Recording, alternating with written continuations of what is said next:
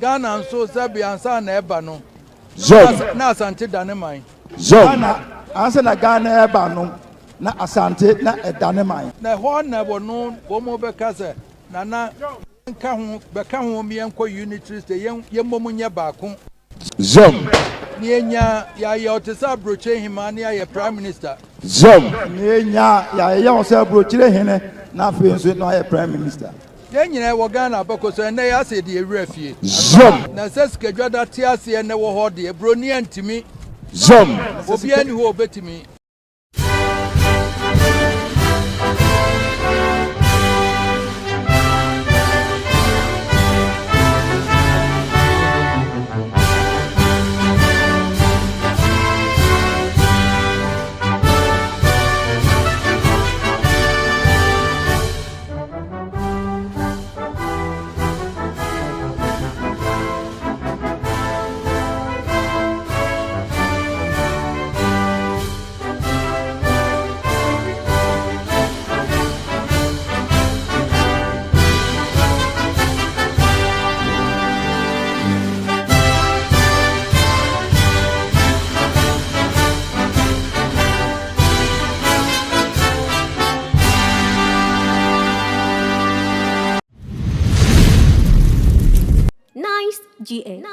GA. You obviously from Mobile Cover platform. So, then they can message so be me subscribe button, no notification bell. So the be next time I drop video be on sabiti me akabi. Neno miraho papa. Sanse. Nre ya na ye Independence Day no. The be Independence Day ni dua ni akai kwa me nkroma. Share video yi. There is a new African in the world. That new African is ready to fight his own battle and show that after all, the black man is capable of managing the whole affairs. And my last warning to you is that you all should stand firm behind us so that we can prove to the world that when the African is given a chance, he can show to the world that he's somebody.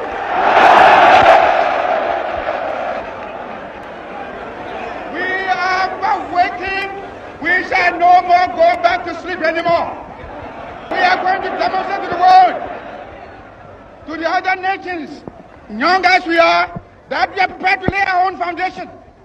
As I said in the assembly just minutes ago, I made it point that we are going to say that we create our own African personality and identity. This is the only way in which we can show the world that we are ready for our own battle. But today, may I call upon you all that at this great day, let us all remember that nothing in the world can be done unless it has the purported support of God. We have done the battle, and we again rededicate ourselves not only in the struggle to emancipate other territories in Africa. Our independence is meaningless unless it is linked up with the total liberation of the African continent.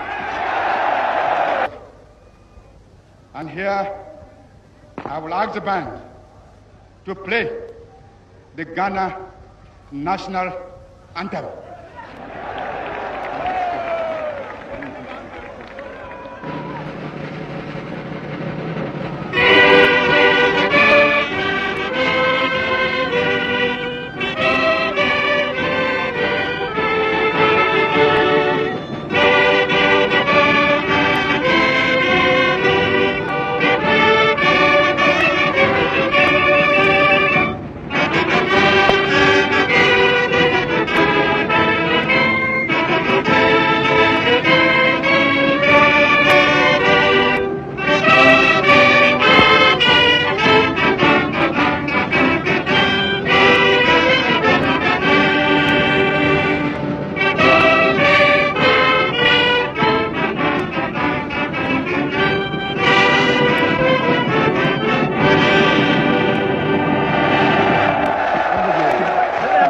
So, Professor Ghana flag ya. Yankase Ghana flag no sha. Asante di mo tintiman pa batuni. Ghana flag ne da ha no. Asante flag ne da ha no. Ami chechiru mu na ti ase. nti am say eh ya me shada na mabɔ Kwame Nkrumah video no say Ghana flag ne course ro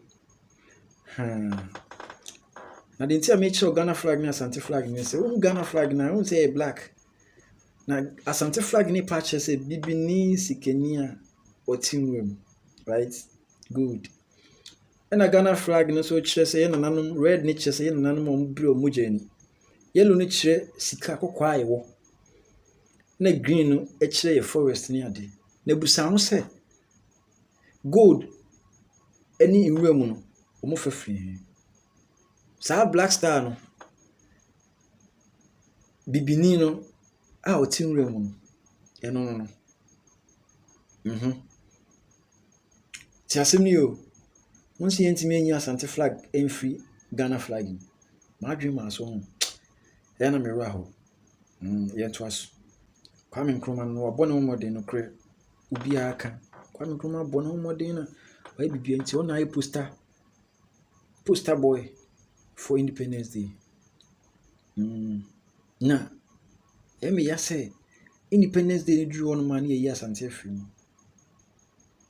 yen kai di Asante ye yen kai samwe na o man yen kai di Asantehene ye samwe ne sanse ono ne di Kenya independence nana na mo ambassadors nana sima me wa me kan ho ana ogija ye ya ye bebre nti na ye sro be kan ho man na yentimi nchi independent no but it do Independence Day na ni a sideline nana ni a sideline Asante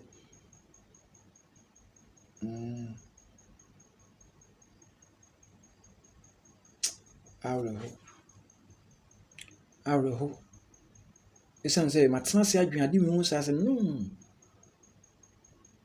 this isn't fair at all esan say wo de mo yenhwe wo nka wo ya ade na obi boa wo e ma de kro no nipa ni play vital role e ma de kro ni timi gina say nipa no yi ni mu ana mi bi sakeke wo nti yeru ansem wo kan asem na mpese me san esi so biem na mo ankasa mo hu de tie ketewa bi na bra ye ba yemi chechensem Ghana nso sabi ansa na eba no na Asante dane man Ghana ansa na Ghana eba no na Asante na edane man na ho na bo no bo mo be kase na nka ho be ka ho mi enko unitary state ye mmom nya baako ni enya ya otesa broche himani ya prime minister ni enya ya onse brochire hene na afi nso no ya prime minister ye nyina wo Ghana abakoso na ya se de ewura fie na seska dwada ti ase na wo ho de broni antimi obi ani ho obetimi Asante a oboa ma yenya independent no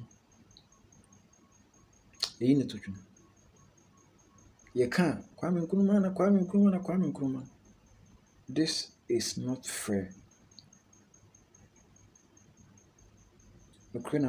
This is not fair because Asante play vital role. Yes, Asante who play vital role. Think I can have a can back or sem na. Any question can we refrain me da. Emia, you raho. Papa.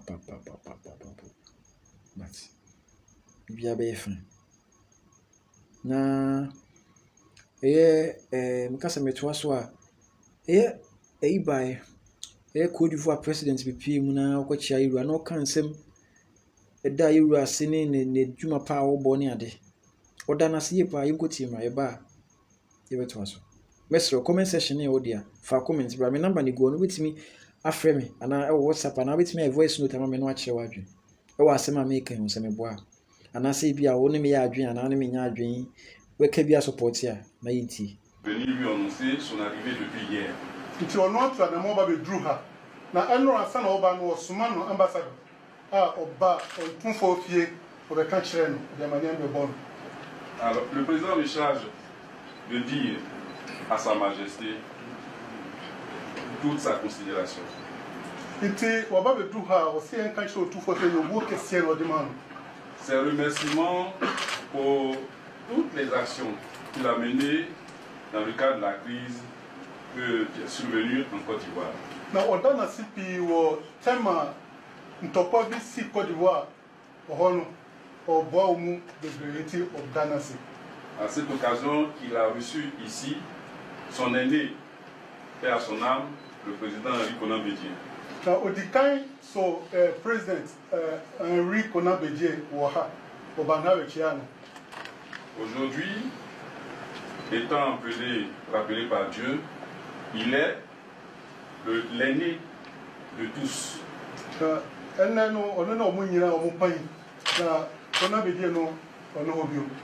Donc, Sa Majesté, il souhaite que Sa Majesté le considère comme tel.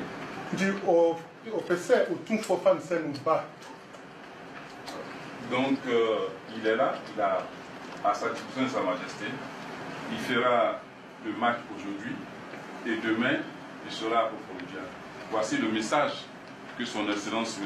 Alassane Ouattara, président de la République de Côte d'Ivoire, m'a chargé d'adresser à Sa Majesté.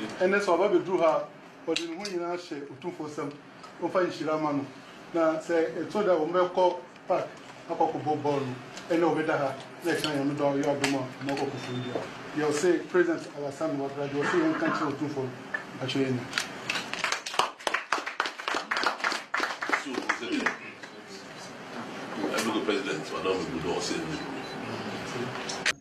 Obaye na obo yiru abaso onyuma pani ade na oda na sesei ojuma pa no enu ankasa be ye adwuma na mo sa pepepe na ti yiru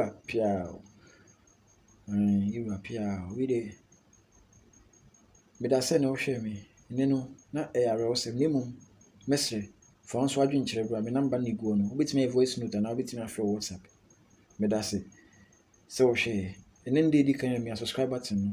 Any notification bell. Say the next time I drop a video, I'll submit to me.